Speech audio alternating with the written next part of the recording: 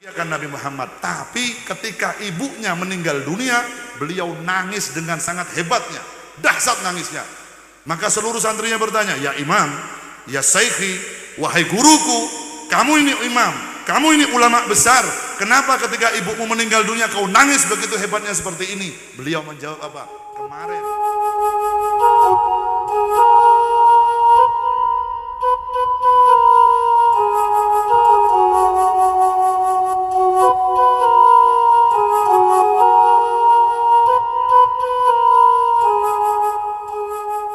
saya kasih tahu pada penjenengan ya, seluruh pecinta sholawat. Jenengan mengaku pecinta Nabi, nyuwun syafaati Rasulullah, tapi menyakiti hati orang tuamu, mustahil jenengan akan dapat syafaat orang tua. Dapat syafaat Rasulullah. Menyakiti hati ibumu, mustahil Anda akan dapat syafaat dari Rasulullah sallallahu alaihi wasallam.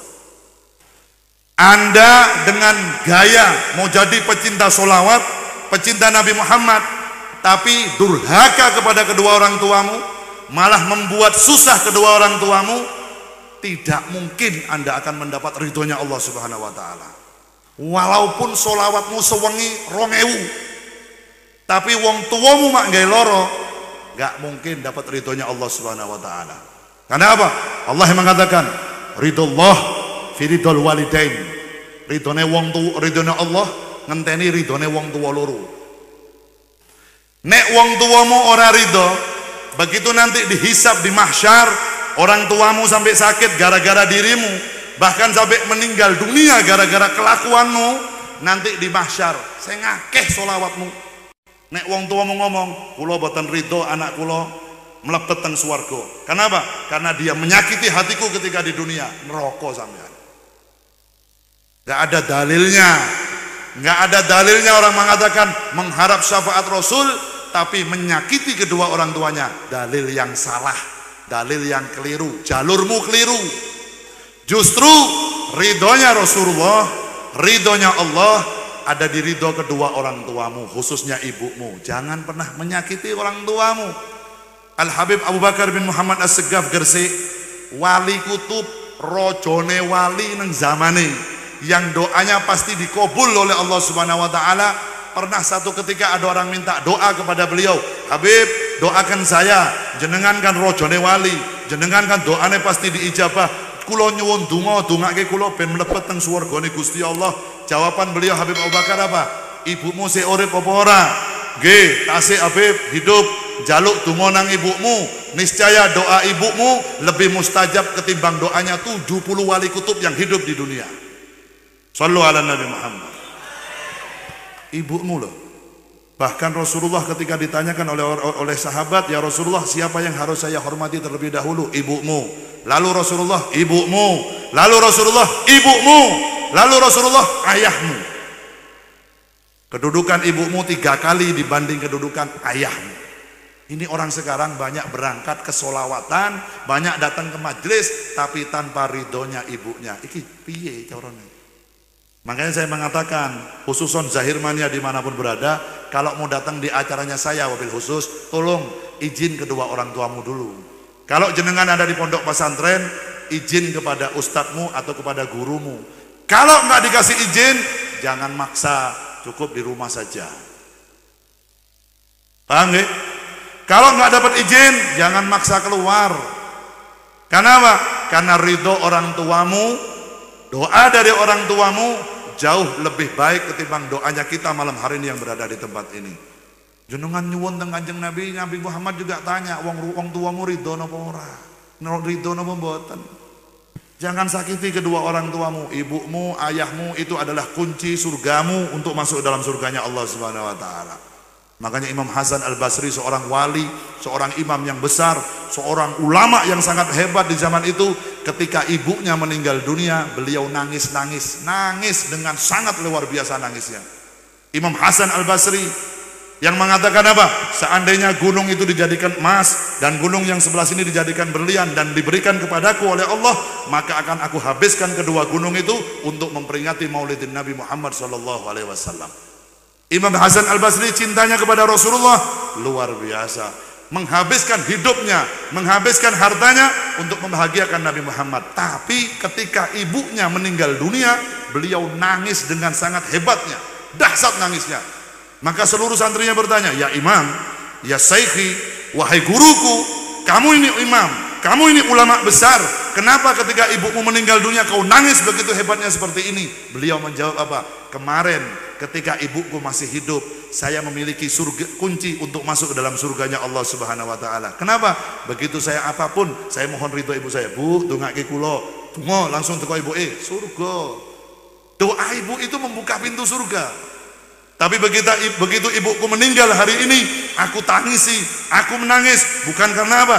Karena kunciku untuk menuju surga sudah kembali kepada Allah Subhanahu wa ta'ala. Artinya apa? Beliau merasa belum cukup untuk berbakti kepada ibunya, belum cukup untuk berbakti kepada orang tuanya sudah diambil oleh Allah Subhanahu wa ta'ala. Makanya sekali lagi, ayo para pecinta sholawat, para pecinta Nabi Muhammad, hormati kedua orang tuamu. Hidupmu di dunia, cari ridho kedua orang tuamu, cari ridhonya.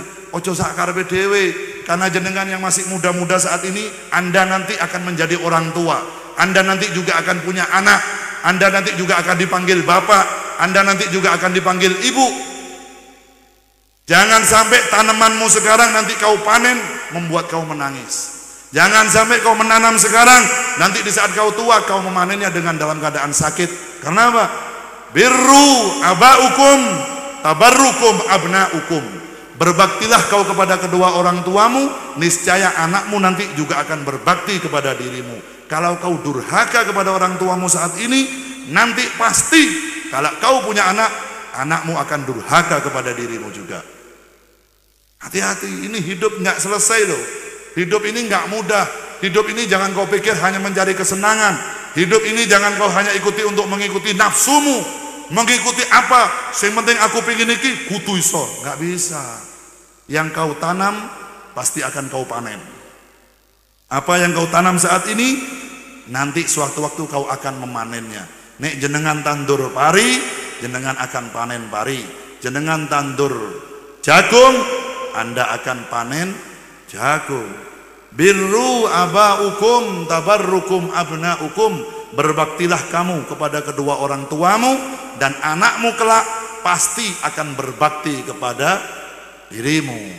Ayo, yang benar. Yang mengaku pecinta sholawat, yang mengaku anak majlis, ilmu ini dipakai. Cari guru yang benar, cari sanad guru yang benar, berguru kepada orang yang baik. Karena guru yang baik itu sebelum dia berbicara, tingkahnya, jalannya, senyumnya, wajahnya sudah meneduhkan hati kita. Itu guru yang baik. Sebelum dia mengeluarkan ilmunya, kau memandang wajahnya, sudah memancarkan wajah ilmu dari wajahnya, sinar ilmu dari wajahnya. Itu guru yang baik. Jenengan nek mau cari guru yang baik itu gitu. Sebelum jenengan dengar ceramahnya, sebelum jenengan dengar ilmunya, ningali wajahnya aja, ya Allah, mengingatkan kita kepada Allah, mengingatkan kita kepada Rasulullah. Itu guru yang baik. Apalagi begitu dia berbicara, tingkahnya, jalannya, pakaiannya, tutur katanya, segala sesuatunya mengingatkan kita kepada Rasulullah sallallahu alaihi wasallam. Jadikan orang itu guru.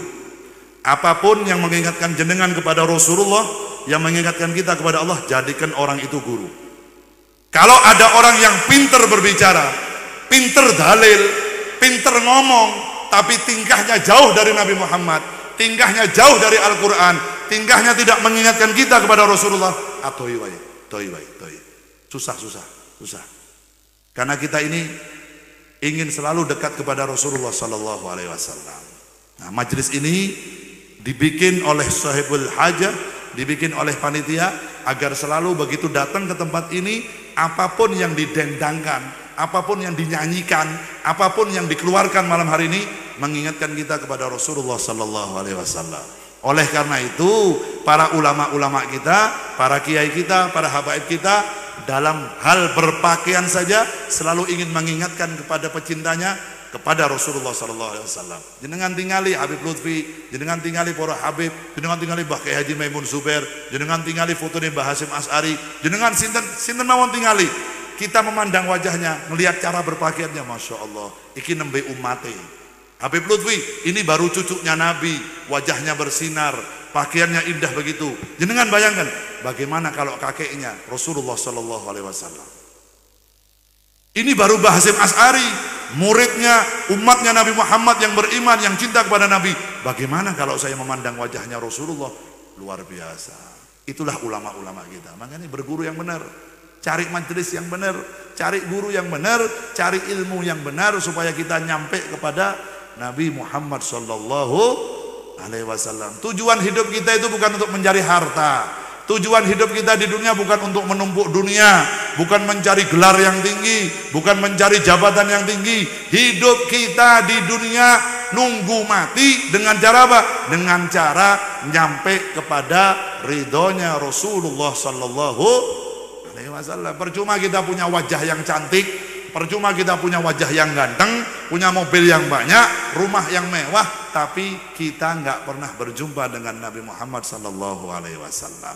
Mati, dunyone ditinggal. Mati, wajahmu nanti akan dimakan dengan hewan yang ada di dalam kuburan. Ulat-ulat akan memakan wajah kita yang ganteng, yang cantik. Ini akan dimakan oleh ulat nanti habis. Yang tersisa nanti cuma apa? Iman kita kepada Allah dan cinta kita kepada Rasulullah Sallallahu Alaihi Wasallam. Bangun itu sebaik mungkin. Supaya apa? Supaya nggak menyesal nanti di kemudian hari. Semoga majelis kita malam hari ini diridhoi oleh Allah Subhanahu wa taala. Semoga majelis kita malam hari ini dinaungi keberkahan oleh Allah, dihujani oleh rahmat, dihujani pahala oleh Allah Subhanahu wa taala, dan semoga kita semua pulang dari majelis ini ditambah kecintaan kita kepada Rasulullah sallallahu alaihi wasallam, ditambah keimanan kita kepada Allah Subhanahu wa taala, dan semoga sedikit demi sedikit kita bisa menjalankan sunnah Nabi Muhammad sallallahu alaihi wasallam, diridhoi oleh Rasulullah dan mendapat ridha dari Allah Subhanahu wa ta'ala, dan dipanjangkan usia kita dalam keadaan sehat wal afiah, dalam keadaan taat kepada Allah dan Rasulullah, diakhiri usia kita dalam keadaan husnul khatimah. Allahumma amin ya rabbal alamin. Dan semoga desa Karanganyar ini semakin lama semakin diberkahi oleh Allah Subhanahu wa taala. Tanahnya dijadikan subur oleh Allah Subhanahu wa taala, usahanya diberikan keberkahan. Seluruh masyarakat yang hidup di tempat ini dijadikan masyarakat yang mencintai Rasulullah sallallahu alaihi wasallam. Semoga dijauhkan dari maksiat, dijauhkan dari musibah, dan dijadikan masyarakat Karanganyar ahli ibadah kepada Allah Subhanahu wa taala. Allahumma amin ya rabbal alamin.